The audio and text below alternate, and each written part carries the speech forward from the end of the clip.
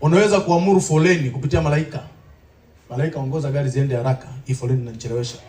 Ukijua namna malaika wanatenda kazi, hautateseka. Amen? Hautateseka.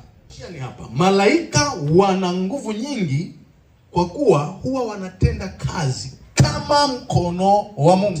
Kitabu cha Waebrania 12:22 mpaka 23. Anasema bali ninyi mmeufikiria mlima Sayuni na mji wa Mungu aliye hai, Yerusalemu ya mbinguni, na majeshi ya maelfu ya malaika elfu nyingi, mkutano mkuu na kanisa la wazaliwa wa kwanza walioandikwa mbinguni, na Mungu mwamuzi wa watu wote, na roho za watu wote wenye haki waliokamilika.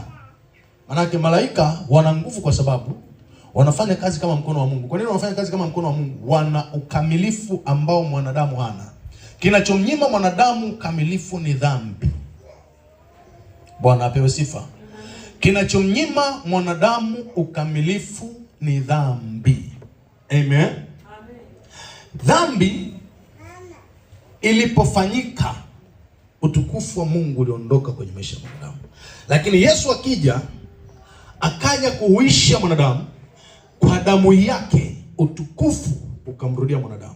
Lakini haumrudii kama mwanzo mpaka mwanadamu afanye maamuzi.